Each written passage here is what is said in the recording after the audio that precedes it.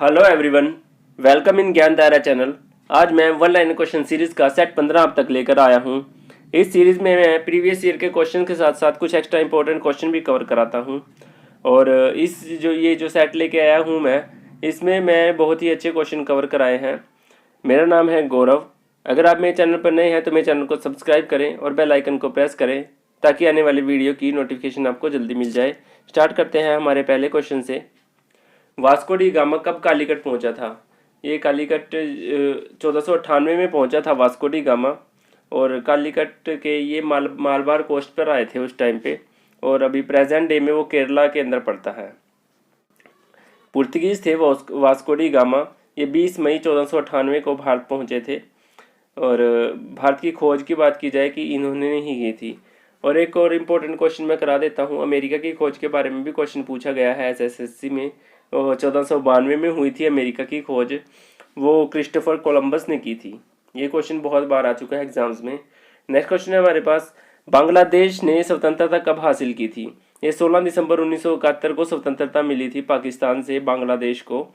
और 26 मार्च 1971 को घोषणा कर दी गई थी कि बांग्लादेश एक स्वतंत्र राज्य है, लेकिन स्वतंत्रता 16 दिसंबर को मिली थी। विजय दिवस 16 दिसंबर 1971 को मनाया जाता है यहाँ पे। और इस टाइम पे जो प्रधानमंत्री की बात की जाए वो शेख हसीना जी यहाँ के प्रधानमंत्री हैं। राष्ट्रपति अब्दुल हामिद हैं यहाँ पर। राजधानी इसकी बांग्लादेश की ढाका है। और यहाँ पे जो करेंसी यूज़ होती है वो बांग्लादेशी टाका चलता है यहाँ पर। नेक्स्ट क्वेश्चन है हमारे पास, पृथ्वी का दक्षिणी ध्रुव, ध्रुव नहीं है, ध्रुव है, ध्रुव कहाँ स्थित है? ये अंटार्कटिका भूखंड पे स्थित है। और ये साउथर्न मोस्ट कॉन्टिनेंट है जो अंटार्कटिका है। इस पे कोई भी रेजिडेंट नहीं है, कोई भी रहता नहीं है यहाँ पर, ना ही यहाँ पे कोई ट्री है, वृक्ष भी नहीं है यहाँ पर। नेक्स्ट क्वेश्चन है हमारे पास, सबसे छोटा दिन उत्तरी गोलार्ध में कब होता है और दक्षिण गोलार्ध में कब होता है? 22 दिसंबर को उत्तरी गोलार्ध में सबसे छोटा दिन होता है और 21 जून को दक्षिणी गोलार्ध में सबसे छोटा दिन होता है। नेक्स्ट क्वेश्चन है हमारे पास, महानदी कहाँ गिरती है? महानदी बंगाल की खाड़ी में गिरती है। ये छत्तीसगढ़ से जो ओरिजिनेट प्लेस है, छत्तीसगढ़ में है महानदी का। छत्तीसगढ़ में धमतरी, छत्तीसगढ़ के अंदर जो धमतरी जिला है वहाँ पर है, रायपुर के समीप। और दक्षिण से उत्तर की तरफ ये बहती है महानदी। महानदी बहुत यानी इतनी बड़ी तो नहीं है बट बहुत फेमस है। बहुत यानी पुराने कालों में इसकी बहुत मान्यता है महानदी की। छत्तीसगढ़ में सबसे ज़्यादा लंबाई है इसकी। और उसके जो इसकी टेरिब्यूटरीज हैं वो पेरी, सोदूर, शिवनाथ और जो ये है, और बंगाल की खाड़ी में ही गिरती है। नेक्स्ट क्वेश्चन है हमारे पास, होम्योपैथी का जन्म कहाँ हुआ था? होम्योपैथी का जन्म ये जर्मनी में हुआ था 1755 के आसपास। जो इसके होम्योपैथी के जनक माने जाते हैं वो हैनी मैन जी हैं। और ये बहुत ही निर्धन परिवार होता था जर्मनी के अंदर। नेक्स्ट क्वेश्चन है हमारे पास, बटरफ्लाई शब्द का संबंध किससे है? तैराकी से है। बटरफ्लाई स्ट्रोक बोलते हैं इसको। इसमें जो ये तैराकी के अंदर जो आते हैं free stroke, back stroke, breast stroke, वैसे ही बटरफ्लाई स्ट्रोक भी आता है। ये तैरने के स्टाइल होते हैं बेसिकली। नेक्स्ट क्वेश्चन है हमारे पास, लिबर्टी की प्रतिमा किस नगर में स्थित है? किस नगर के निकट है? ये न्यूयॉर्क में पड़ती है और यूएस के अंदर। 1875 में ये बनी थी। और ये कॉपर, स्टील, गोल्ड और कास्ट आयरन की बनी हुई है। और ये जो सिंबल दर्शाती है वो फ्रीडम टू एंटायर वर्ल्ड, यानी सारे संसार में फ्रीडम हो, ये दर्शाती है। सबसे ऊंचा जो स्टैचू की बात की जाए अब भारत में बना था, स्टैचू ऑफ लिबर्टी जिसको बोलते हैं, 31 अक्टूबर 2018 में ये बना था। 143वीं बर्थ एनिवर्सरी थी सरदार वल्लभ भाई पटेल की, जिनको आयरन मैन ऑफ इंडिया भी बोला जाता है। उनकी प्रतिमा है ये। और सरदार सरोवर बांध के निकट है ये, गुजरात में नर्मदा नदी के तट पर बना हुआ है ये। सबसे ऊंची नदी है और ये आयरन का बना हुआ है पूरा का पूरा। नेक्स्ट क्वेश्चन है हमारे पास, राष्ट्रीय युवा दिवस कब मनाया जाता है? ये 12 जनवरी को हर साल मनाया जाता है।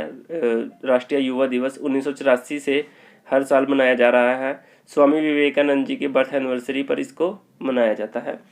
नेक्स्ट क्वेश्चन है हमारे पास, क्रिकेट खेल की जो पॉपिंग क्रीज होती है उसका माप क्या होता है? 4 फुट की होती है पॉपिंग क्रीज।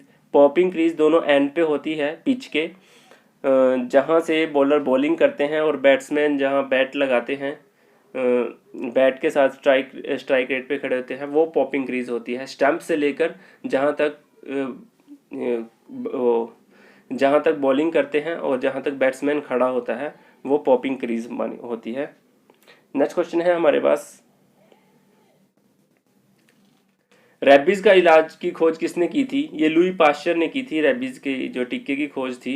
रेबीज जो होता है पागल कुत्ते के, भेड़िए के और गिद्ध के, ये जानवरों के काटने से हो जाता है, और इसकी खोज लुई पाश्चर ने 1885 में की थी। नेक्स्ट क्वेश्चन है हमारे पास, जल की कठोरता किसकी उपस्थिति के कारण होती है? मैग्नीशियम बाइकार्बोनेट के कारण जल की जो हार्ड हार्ड जो वाटर हार्डनेस होती है वो मैग्नीशियम बाइकार्बोनेट के कारण आती है, क्योंकि इसमें कैल्शियम मैग्नीज के जो कंसंट्रेशन होती है उसके कारण ये होती है। और अगर हम पानी को बॉईल कर लें तो इसकी जो वाटर हार्डनेस है उसको दूर किया जा सकता है। नेक्स्ट क्वेश्चन है हमारे पास, गन मेटल किसकी मिश्र धातु है? अलॉय के बारे में पूछा है। गन मेटल किसका अलॉय है? ये तांबा, जस्ता और टीन का है। इसको हम कॉपर, जिंक और टीन बोलते हैं इंग्लिश में। कॉपर सबसे ज़्यादा होता है बेल मेटल के अंदर। कॉपर 88% के आसपास होता है, जिंक 8 से 10% होता है और टीन 2 से 4% होता है। अलॉय की बात करें कि अलॉय क्या होता है, ये कॉम्बिनेशन होता है मेटल ऑफ नॉन मेटल्स का। एक या एक से ज़्यादा मेटल और नॉन मेटल जब मिल के धातु बनाते हैं तो उसको हम अलॉय या मिश्र धातु बोलते हैं। इनमें से कम एक मेटल होता है और एक नॉन मेटल होना ज़रूरी होता है। जैसे स्टील का है, जो स्टील मिलकर बना होता है वो आयरन और कार्बन से मिलकर बना होता है। आयरन उसमें मेटल होता है और जो कार्बन है वो नॉन मेटल होता है। ब्रॉन्ज कॉपर और टीन से मिलकर बनता है। ब्रास कॉपर और जिंक से मिलकर बनता है।